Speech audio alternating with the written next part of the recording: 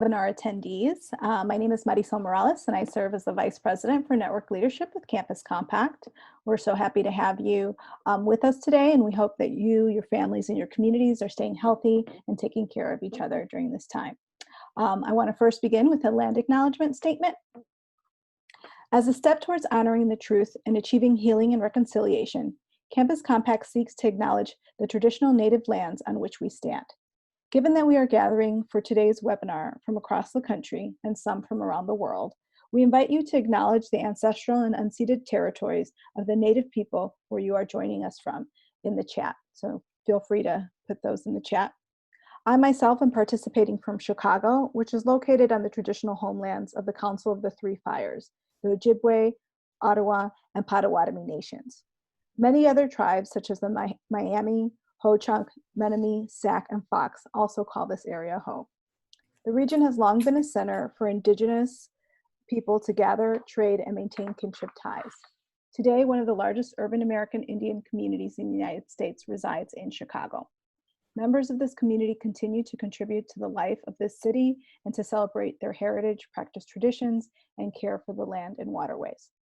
We also want to acknowledge and stand in solidarity with those individuals who are continuing to call for racial justice and equitable communities, and to affirm that Black Lives Matter.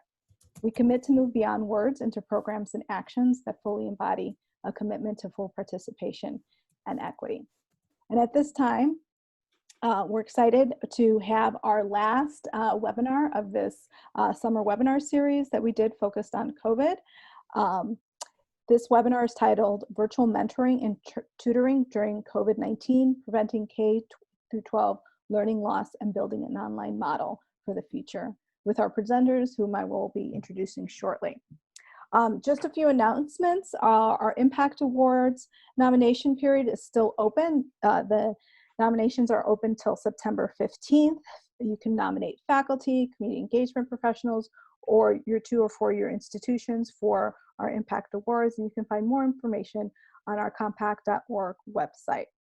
Also, if you have enjoyed our webinars series this summer and the past 2 years, we will be announcing our fall 2020 webinar series, our academic year 2020-2021 webinar series in about a week. So be on the lookout for that, and you'll be able to register for those. We have about 14 on the docket for this coming academic year.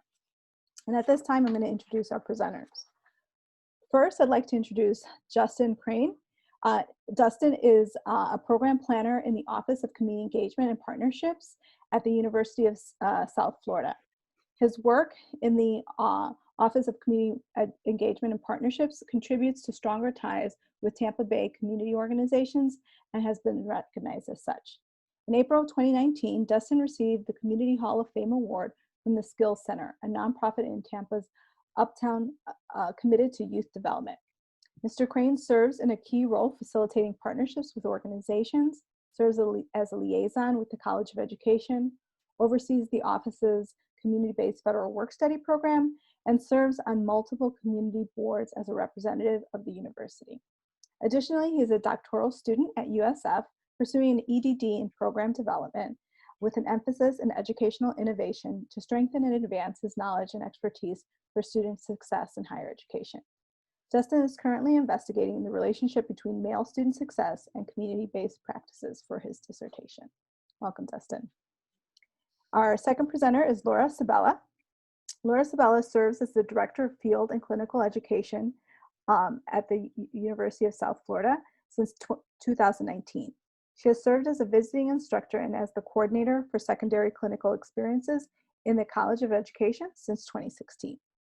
As an educator with more than 25 years of experience, Dr. Sabella's research examines the role of new and pre-service teachers as they support adolescents on the autism spectrum in the English language arts classroom. Her research interests also include understanding how teacher candidates negotiate the transition from student to secondary content teacher, the intersection of student exceptionality and final internships, the role of the university supervisor in the field, and partnerships in secondary schools. She is currently working on a project to understand the importance of teacher candidates serving underserved children through tutoring. So let's welcome our panelists, and I'll turn it over to you. All right, thank you all so much for being here. Good Thank you. afternoon or good morning, wherever you may be. So I'm sharing my screen right now.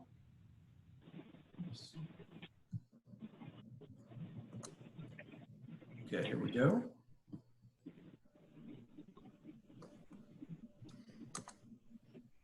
So again, yes, I'm from the University of South Florida. My name is Dustin Crine, and with me is Laura Sabella, Dr. Sabella. And so we're gonna look at virtual mentoring and tutoring during COVID-19 and look at how we can prevent learning loss and building an online model for the future. So I won't, oh, thank you. Yes, so everyone should have just gotten a poll. So yes, this is helpful to know. So as I thought, most of you are from community engagement offices. And okay, great, good to know. Thank you all for doing that. So I'm gonna keep going through these introductions since we just had that. To give you a brief background on how we started with this. So at the University of South Florida, on Monday, March 16th is when we started working remotely. We are still working remotely. And on that day, early that week, actually, I started calling some of our community partners, our key partners that we work with, specifically in our community-based work study program.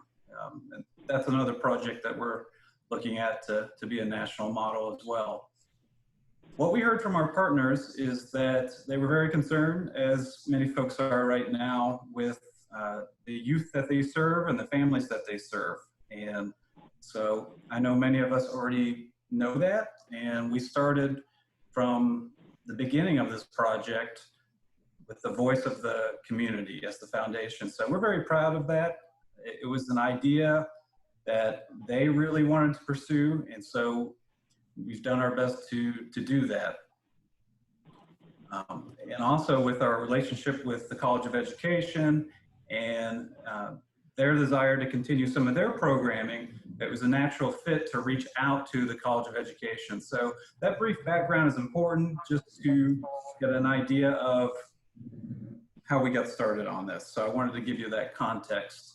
I'm gonna allow Laura Sabella to jump in here at any time, but the College of Education's Tutor Bull program out of the Honors College in the College of Education was how we started. And Laura, do you want to jump in on that?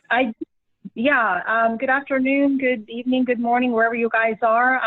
Thank you so much for having us. So as Dustin mentioned, I am the director for field and clinical. So I place students out in the field for their student teaching and practicing opportunities with all of our local partners. And I apologize, I'm on my phone, so you can't see my face, but I am excited to be with you nonetheless. And as Dustin mentioned, we had two programs that you see on the slide there. One is Tutorable and one is Scatter. And our Tutorable program has been out in schools for probably 10 to 15 years, providing tutoring services to middle school students in lower SES, Title I, turnaround kinds of schools in the Tampa Bay area. And that has been face-to-face until things changed in the middle of March. And those students who are College of Ed students are paid for those services. So they go out into schools and they earn 11 or 12 bucks an hour. As the need grew, we also tapped into our honors program, which is the Scatter program that you see mentioned there. And that's our Suncoast area teacher training and educational research program, because we exceeded the number of students that we had in our Tutorable program and needed to tap an additional resource. Okay, so thank you, Laura. So we're going to keep moving.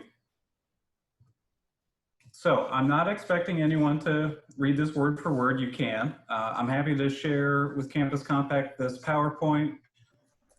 The way we have this outline, this PowerPoint, this presentation. So from what Laura just said, there were meetings with the university students, with the community partner, and with the College of Education staff. In those meetings, the students debrief on what their experience was like, and then also the community partner debriefed as well. So the insights, the feedback from those stakeholders, you're going to see on these next few slides. The second half of this PowerPoint and presentation is really going to build upon us talking a little bit more about that. But I just kind of wanted to give you an idea of how we arrived at what we're talking about. So this isn't coming out of the air or something we made up that we thought was important. So these are things that come directly from the university students and the community partners. So I'm not going to read this word for word, but many of the issues that the university students talked about was simply getting the K through 12 student to show up in the first place. That naturally follows along with communication issues, and but you know, and then once they do get connected, the importance of building rapport and trust. Some of our university students would say they were a little disappointed in some sense because they wanted. Pardon? More, I'm sorry, go ahead. Yeah, it's 60630. I just want to know the tests that are being done at the different test Are you the presenter? around Illinois. So How long does it take to get the results? I'm sorry. Pardon? I'm sorry. Who's speaking? Because only the presenters are speaking. Oh, wow. And you can't, and it's 3 to 10. Because I'm asking because I need to get a test to help my mom move. I think Katie? there's Ability. someone's got their mic on. And if it's 10 days, I need to go find other places. Chris here, I And believe you don't have your really mic know on. that. It could be anywhere from 3 to 10. Okay. Is there a way to mute? Sorry. Thank you very Yes. much. Yeah, bye. Is there a way to, okay, we're gonna keep moving. Chris Peer, I believe you have your microphone on. We're gonna try to turn all the microphones off, and we'll take questions at the end. So please hold your thoughts and questions and do to those, and particularly the breakout sessions that are happening from 4 to 4:30 Eastern time. So please keep those in mind, and we want to hear from you all and learn from you all as well. Continuing on this, so I was saying university students sometimes felt a little disappointed that they were thinking more academic support was what they wanted to get involved in, but they found themselves at times doing more mentoring, but that's very important to do, particularly in the beginning. So, and then also I thought it was very interesting. We had some students that they felt they accomplished more in person and than they did on the Zoom meetings. And so, you know, thinking about the expectations that come along with this technology and how it's different and so forth. So we're going to get to that. But moving forward, we saw improvement in grades, sometimes radically. As you can see, some of these examples at the top, D's and F's to B's and C's. And along with that, advocating on behalf of the students. So that's really, as one community partner says later on, that's really above and beyond what was anticipated. There was some students that they reached out to the teacher on the K through 12 students' behalf to get grade forgiveness, to get the curriculum and materials they needed, and were able to bring grades dramatically up. So that made a big difference. Also being adaptable and flexible. So there are times when the curriculum may not have been available, or they had to perhaps relearn 8th grade math on the fly and kind of relearn it as they were tutoring the students at times. So preparing them as much as possible, but then at times knowing that that may be the case. And so moving forward, those are things we want to think about as well to be able to prepare them in an even better way. This slide is really addressing what did the university students, what did they get out of the experience? Many of them thought it was, the majority thought it was very meaningful and got a lot out of it. they were working with students that largely were from Title I schools, students that you could identify as youth at risk. So many of them had experiences with students that they may not have had otherwise. And a few students talked about passion and patience and compassion and patience and having those things and seeing where those things come in handy. And then students that maybe felt they didn't do their best or it wasn't as productive as they would have liked, you know, also an opportunity to self-reflect and think about how does utilizing this technology as an educator, how do you maneuver within that? So self-reflecting and thinking about that. So now moving on to the community partners, access. So many of the parents may not have the access that some of us have, or being able to talk about parent work schedules and what is their involvement like.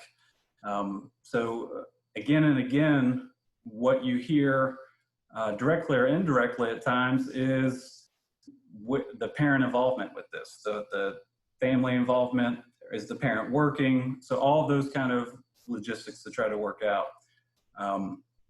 We talked about advocating on behalf of the K through 12 students. The partners also recognized that, I like this quote here, I knew it would be a struggle because it's a struggle when it's not virtual. So, you know, I think that that's an important point. So that's good to keep in mind as well. Challenges and considerations. So drawing from all of that information, we've tried to condense what we're looking at and things to think about.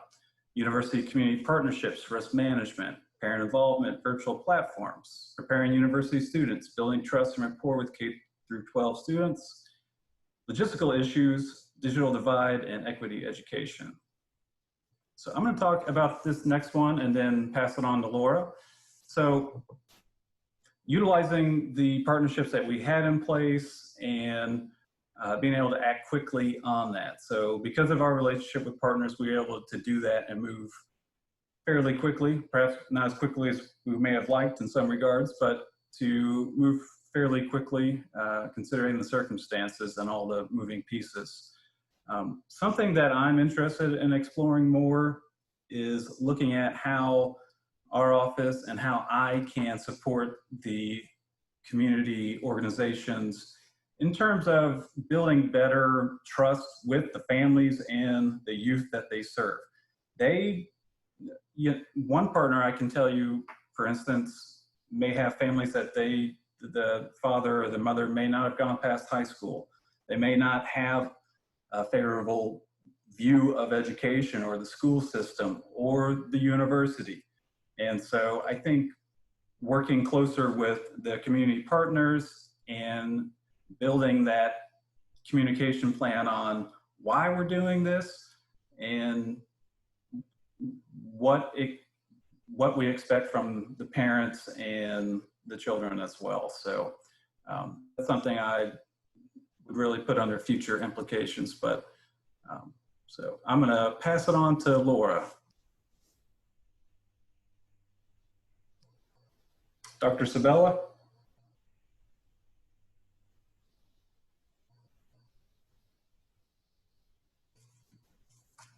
I think we have to unmute her, Katie.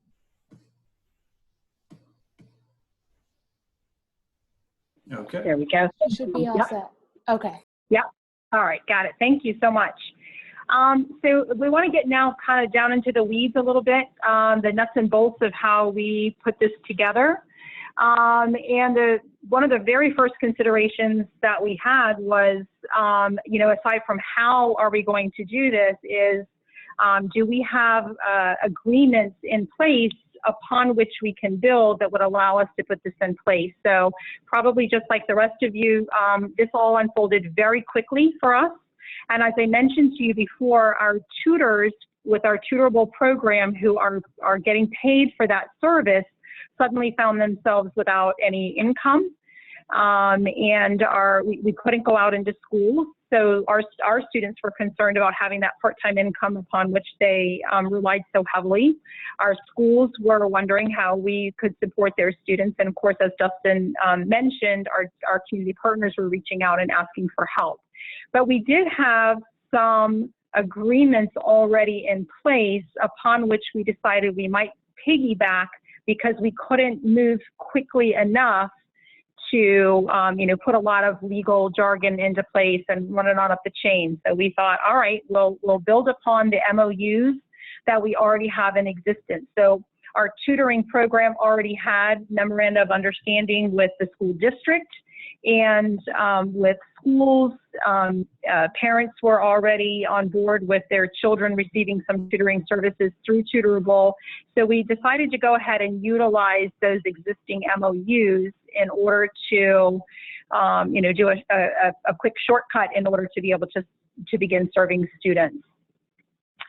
Same thing with our Scatter organization, which is our honors organization that I told you about. We've got some different arrangements with community partners and with schools, and we also decided to piggyback off of those kinds of arrangements just to the end of the school year so that we could get started quickly.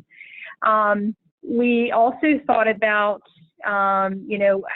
how will we reduce liability, and we made it clear to our community partners that these are College of Education students.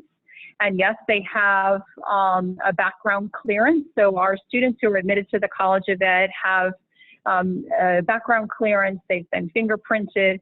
So that was a little level of security that we felt. But they had also moved through some program coursework and had some understanding of how to teach, right? So we thought that was important for families to realize these are not fully certified teachers who are ready to rock and roll, but they are students who do have some understanding about how to teach and provide assistance to their children. We had the tutors document their sessions. So in our Tutorable program, we have existing documentation. There were journals that our students complete at the end of a week, and they, place, what's most notable about that session, what they actually did during that session. And we ended up putting a much more abbreviated log in place for our honors students as well. Now remember, our honors students, these are our kids who are in our honors program as volunteers. They do community service, they engage in leadership opportunities and research opportunities, but they're not getting paid. So we actually had two groups of students delivering the same kind of service, but under different mechanisms, if you will. We had the tutors then debrief, and a lot of those quotes that you saw before that Justin shared with you are those as a result of those debriefs. So we asked questions, they gave us their honest feedback, we recorded those things, our community partners also contributed to those debriefs, and the documentation that we collected before, so the logs and the journals that were collected were also shared with the community partners, and our tutors were aware of that, so that anything they put into writing was also shared with the community partners.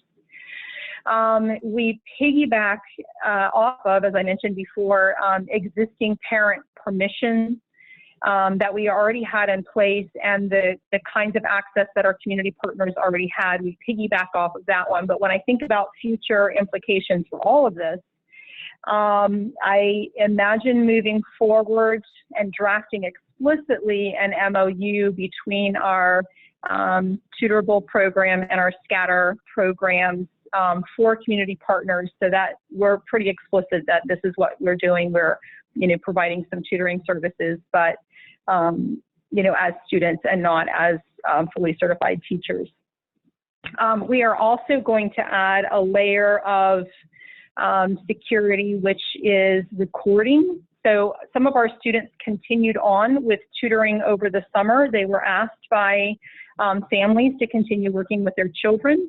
And so that was something that we put into place, was recording those sessions. We are also considering for the future having a buddy system or perhaps a group Zoom meeting. So a buddy system might be, you know, two K-12 children partnered with two tutors, and then maybe having some breakout rooms, or on a larger scale, having, you know, multiple children and tutors join a single Zoom session and then meeting in breakout rooms where a facilitator can move then room to room and check on how the sessions are going. We also believe that we'll put into place a much more explicit permission system coming from parents, and we're going to talk about parents here in a little bit and how important we think that permission piece is. Another aspect that we considered early on was having some training. Of course, we didn't exactly know what we were training for, but we knew that our tutors needed a little bit of training. And now that we've gone through the process, again, initially in the spring, and then some continuity that we've had over the summer, we've learned a lot about what we think needs to be in that training. And so there will be training in place for our tutors and possibly even then for our families, so that our families know what to expect as we're working with their children. So next slide, please. All right, so challenges and considerations with this is the parent permission and involvement piece. So as Dustin mentioned before, and you all already know, that there are parents for whom relationships with schools or perhaps universities are adversarial, or just, you know, they're just unfamiliar with how these kinds of relationships might work. So we wanted to make sure that we had in place some mechanism for being able to communicate with parents. What we had done in the spring was really just work directly through the community partner, but there was a point, and I can't remember if that was one of the quotes or not that Dustin put up there, but as you saw, a couple of our tutors actually reached around the child to the teacher, and there was at least one tutor and our program advisor that ended up reaching out to a parent as well. And so we think that parent connection is really a direction that we need to make sure that we consider and move intentionally towards for the future. Okay, I think that's it for that one. So if we could move on to the next slide, please. So we had to consider also now virtual platforms, right? So how on earth are we even going to do this in the first place? So as I mentioned to you, our tutoring program was face-to-face. So we had between 20 and 30 students, College of Ed students, every semester go out into local middle schools and deliver tutoring sessions according to the needs identified by teachers and the school. And that was not going to be possible anymore. So we knew we were going to do this online, but through which platform? The University of South Florida has invested heavily in Microsoft Teams and felt that that's a more secure system. And so we have been encouraged, or perhaps even instructed, to use Teams exclusively for meeting and conferencing. But our community partners, and in particular our school districts and families, were familiar with Zoom, the Zoom platform. And in fact, I did some checking around with our local districts, and on any devices that belonged to the school district that were loaned out to children, Zoom was what was uploaded onto those devices. And as we've all become, you know, more Zoom proficient, so were our families and children as well, and teachers and our university students, right? So we're all becoming versed in how to use Zoom, and we did not think it was prudent for us to move forward with using Teams or any other platform because, you know, the world was using Zoom at the time. So we moved forward with using Zoom and really had no issues with that. As we think about, you know, the future, We are considering moving towards teams, but again, when I think about that training piece that we would need to put into place, that, you know, presents a training opportunity if we need to have families or, you know, USF students or community partners trained in that particular platform. So we're still trying to decide how to move forward with the particular platform. There are a couple of others that Dustin and I have taken a quick look at, and some of those involve a pretty substantial cost. And so we've got to steer away from the things that are expensive. We also perhaps have a couple of folks who might be interested in investing, you know, or helping with this a little bit. And so we're looking at, you know, how can we get the most bang for our buck? And if it means upgrading a, you know, a Zoom license or something, then that may be the way that we move forward. So we really had to think long and hard about what's the best platform for us to be able to use. And at the time it was Zoom, and it may continue to be Zoom as we move forward. Next slide, please.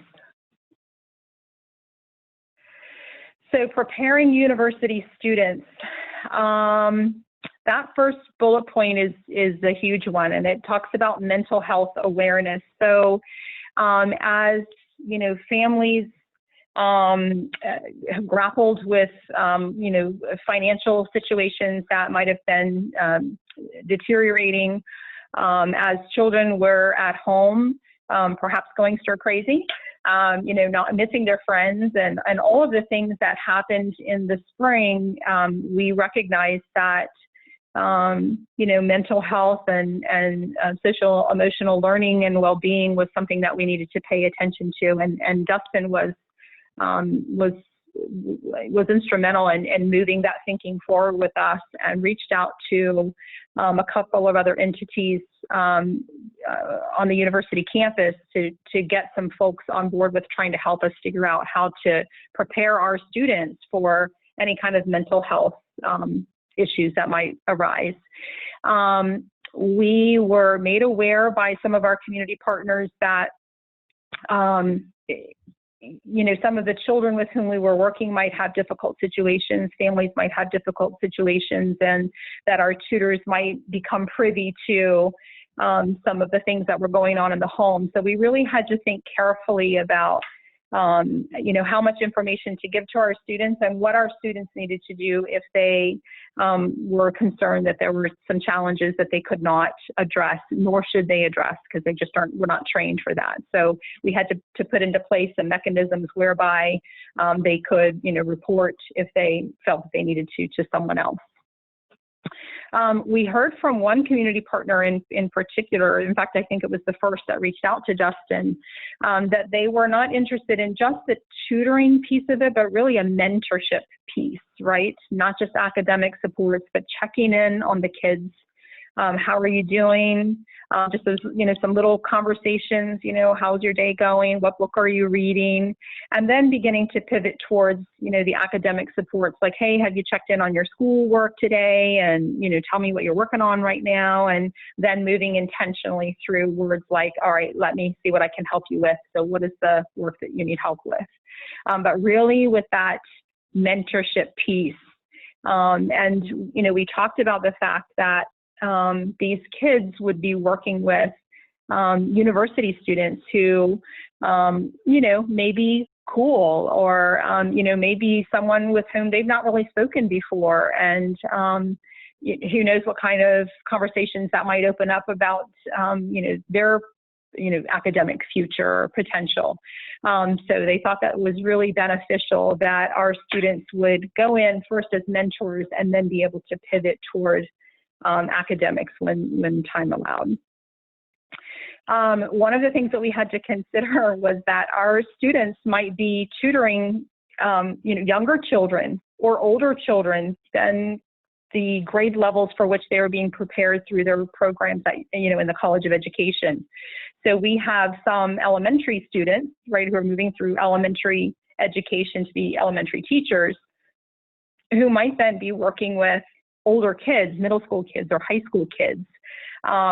We also had students who were in secondary content-specific areas that might be working with younger children. So we had to prepare our students that it's not necessarily your stellar knowledge of any one content that would be important during a tutoring session, but your ability to sort of think quickly, be flexible, and pull into whatever teaching strategies that you might have to be able to help you get through whatever content the child might be presenting.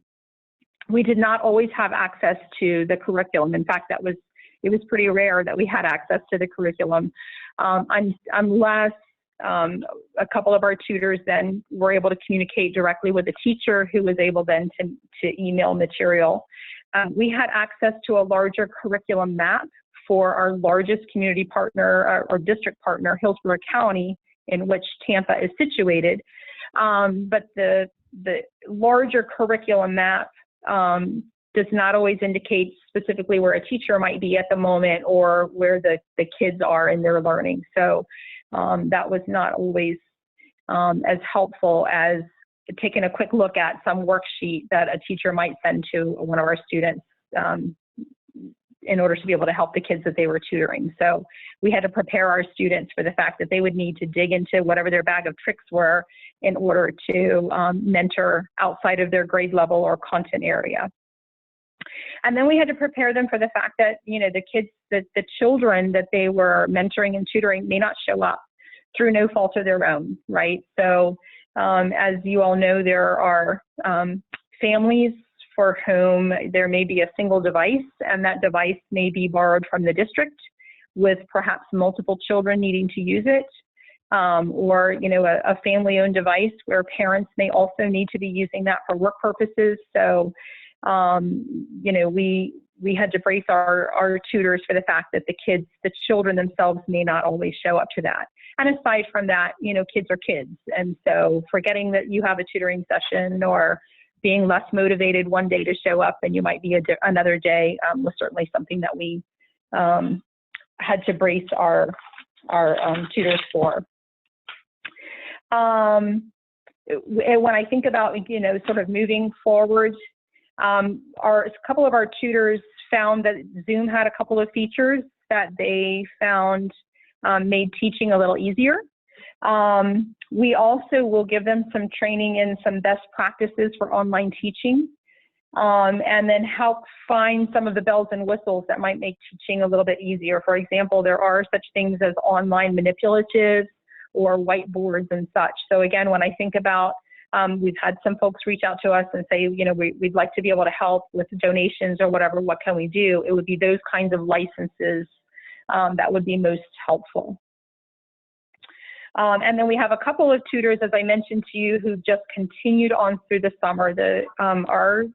Our College of Ed students and the K-12 students formed such a great bond that the families asked, could you continue throughout the summer? And so those are tutors from whom we really want to hear and to help train this upcoming semester's tutors, because they've done something right and they've made relationships during this difficult time that have stood the test of time, and really are a great foundation upon which academic supports can be built. So, next slide, please. So here's that building trust and rapport with K-12 kiddos. So as I mentioned before, one of our community partners said, we're also interested in you mentoring a little bit. So we had to describe to our students what that might look like. And it's just taking that few minutes out at the beginning of the tutoring session to say, hey, how are you? I heard it was your brother's birthday, or, how's your, dog? I heard he was sick, or, any of those kind of little side conversations that allowed the children to be able to open up to our tutors. And our tutors said that as we debriefed, it was that time at the beginning of the tutoring session, and for some of them it was, 10 minutes, 15 minutes.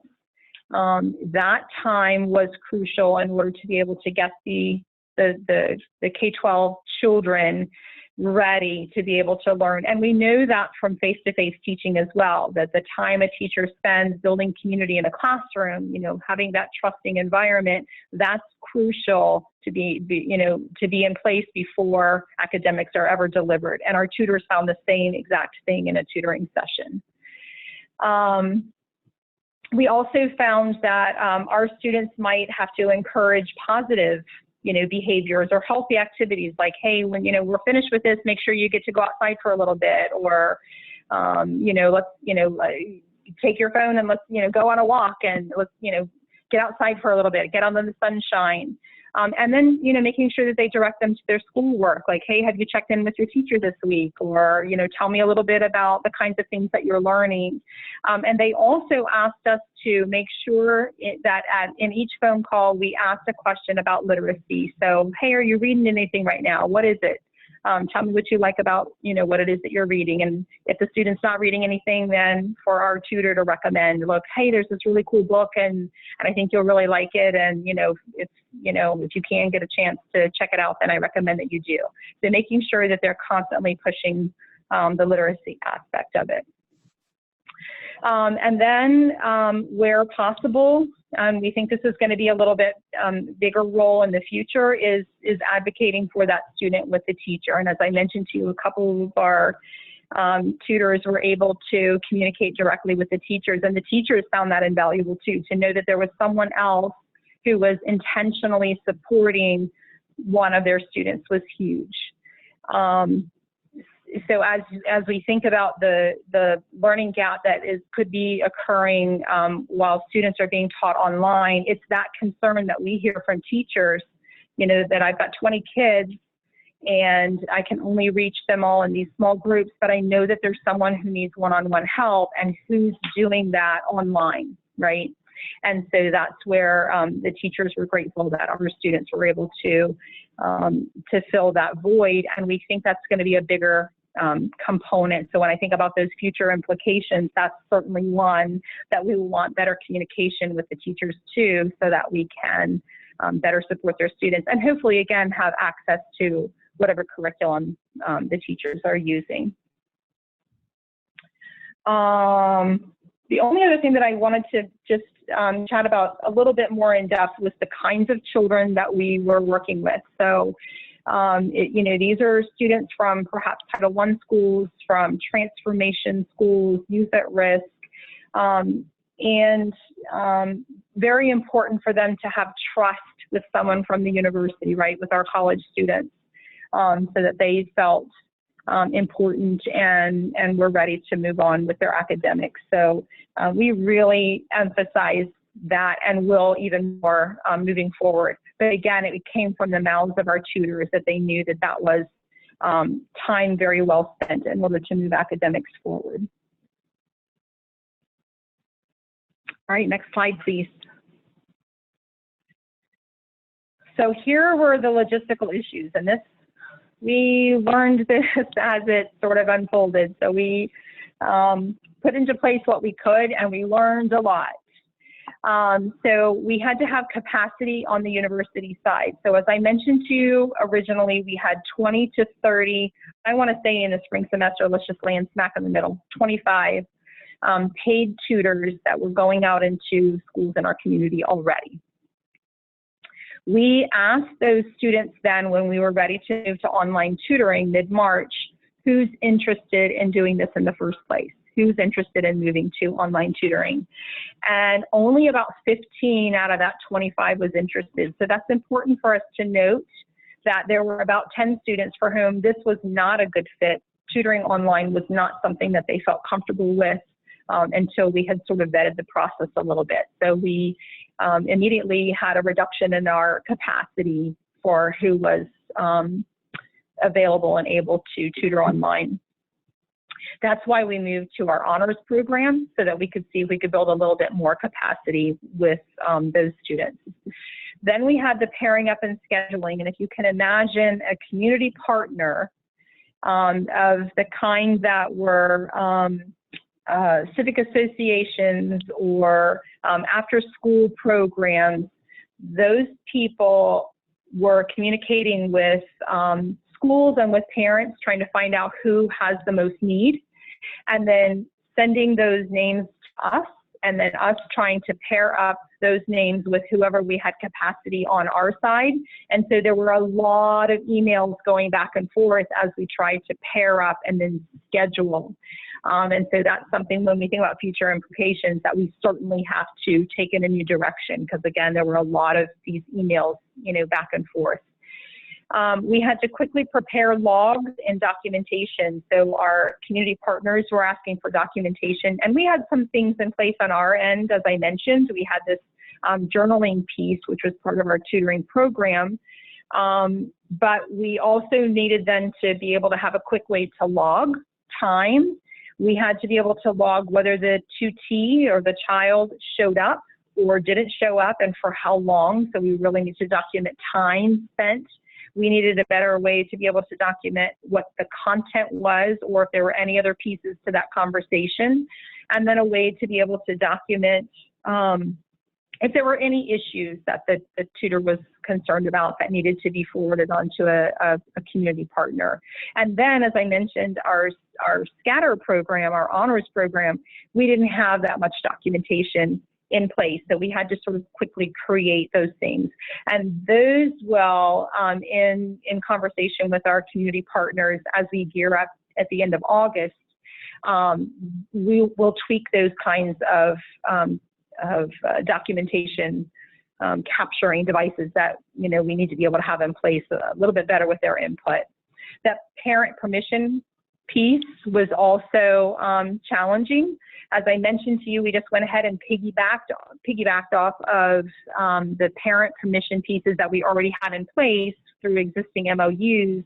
But the parent permission piece is huge because it indicates on the parent side a commitment to making the time and the space for that child to be able to engage in tutoring.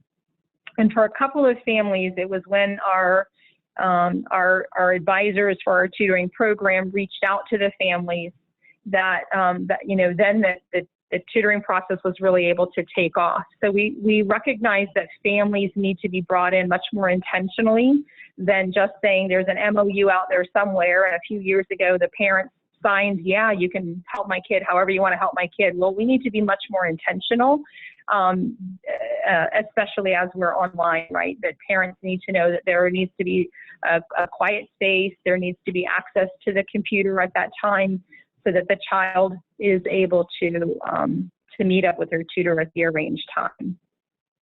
And we think that that then will also prompt that student, participation piece. As I mentioned to you already, there were numerous times where the child didn't show up, and our tutors really had to go above and beyond to, continue texting or emailing or calling the family in order to be able to get that child into their tutoring session. And so that, that perseverance on our end was important. And so we want to be able to, in the future, think about how can we, if we've got a better parent permission system in place and we have a better pairing and scheduling system in place, then hopefully that will eliminate some of those logistical issues that we had. Next slide, please. So this is an area that this digital divide and this equity piece that Dustin and I have talked about a lot, and Dustin, I invite you to chime in here if you feel so led. But this is the hard part, right? Our community partners reached out to us intentionally because of this digital divide, because of the equity and access issues, recognizing that there were going to be children who were going to experience a wider learning gap than others. This has been the hard part for us to bridge. Unfortunately, being online means that you have to have access to a device. Being online means you have to have access to bandwidth. Being online means that you have to have access to both of those things simultaneously. And so that's that's a challenge. Schools also, our local school districts, now we live in Tampa, Florida, that's a big city. We got a lot of resources here, and still our schools were struggling to try and have enough technology and access to internet to be able to distribute so widely. And I believe that they have made some gains, anticipating that we could possibly be online again in the fall. I know that they've made some gains, but that's still an issue, right? So that everyone having access to technology is something we're going to continue to struggle, I think. As parents possibly go back to work, then, what happens then? Or if parents are needing to work online, as so many of us are right now, then just having that access to the technology piece is very challenging. And then having access to internet, our local internet providers stepped up and provided a lot of free internet access, a lot of Wi-Fi access around the Tampa Bay community. But it means then, for some families, getting outside and going to that library or school parking lot where they might be able to access the internet, and that's a challenge for some families. In some housing situations, there is, perhaps a computer room with technology, but the bandwidth won't allow multiple children to come in and sit in that room and use that at the same time. We also were concerned about exceptional student populations for whom online learning is not it's just not the best way to support those students. Or students that need, a different kind of lesson structure that we can't present in a 30 or a 45-minute, online tutoring session, or students that need manipulatives or something that's more hands-on. So we struggled with that piece. And I tell you that future implications, we know we're still going to struggle with that piece. We're only going to be able to help the students who are going to have access to some sort of device and are going to be able to have access to bandwidth, and that's a hard pill for us to swallow. We're still struggling with that piece there.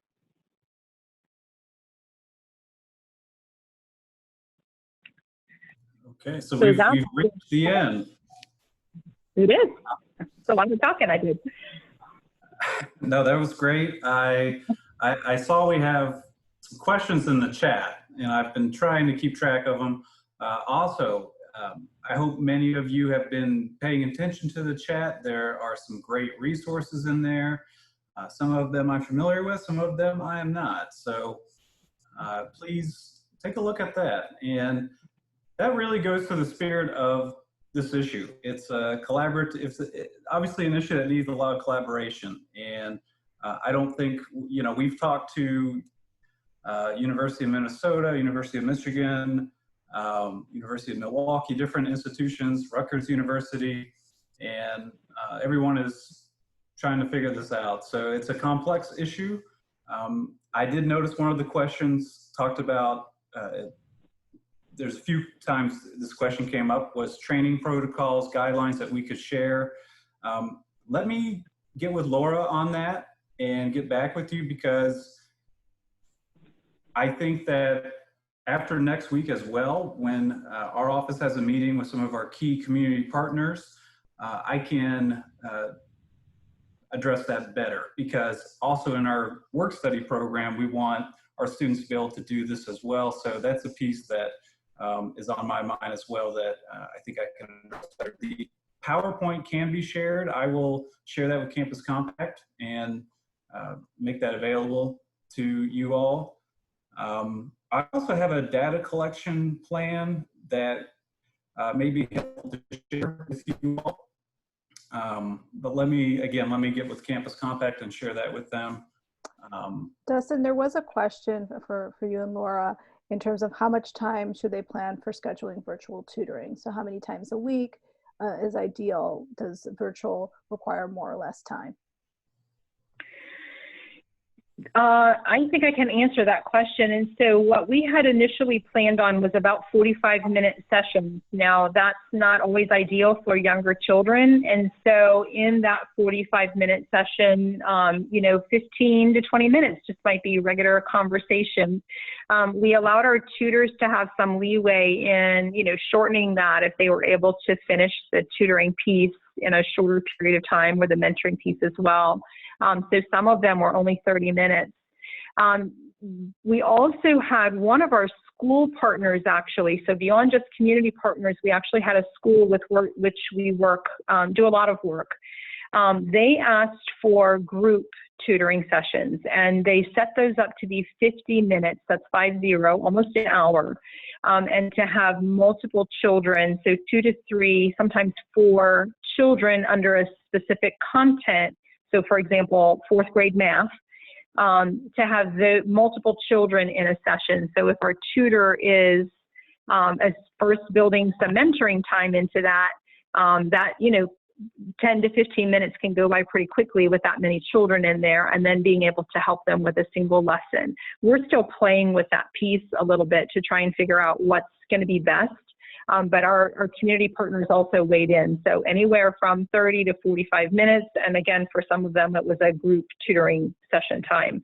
We asked for it to be at least twice a week, because we thought that would provide us the most, the best amount of time to be able to work with the children. So once a week, not enough. 3 times a week was actually something that we were striving for, but we didn't have enough people. We didn't have enough tutors to be able to, do it that often. So. Great. And then just one quick question before we move into the breakout sessions. What are maybe 2 or 3 key changes based on what you learned from the spring that you're going to take into the fall? Justin, you want me to address that?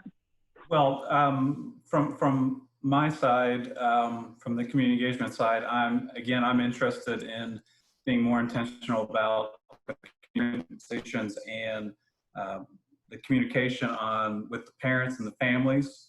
And many of the community partners we worked with, they have a really good relationship with the families, more so than the schools. And so, we want to make sure we're utilizing that advantage. And so that's definitely something I'm looking at for the fall. Dr. Sabella? I would agree with that one too, right? So much more intentional communication with families, because again, it goes through, it's like playing the game of telephone, right? So one person and then trying to get it all the way through multiple emails. So really having a mechanism in place to be able to communicate more directly with families and the teachers. We need a much better handle on how to get access to the curriculum, so that our students can interact with the children a little bit more intentionally around what the child's actual needs are. And then I think the other piece is just making sure that we do a little bit more training with our tutors and have a little bit, maybe a little bit of a script for them so that they can, figure out how to build relationships quickly. And then I think the final piece is those bells and whistles that I talked about. So aside from just the platform, are there any other online manipulatives or whiteboards or drawing tools or such, especially as we work with younger children, that we need access to? So I think that's what are most pressing for the fall. Great, thank you.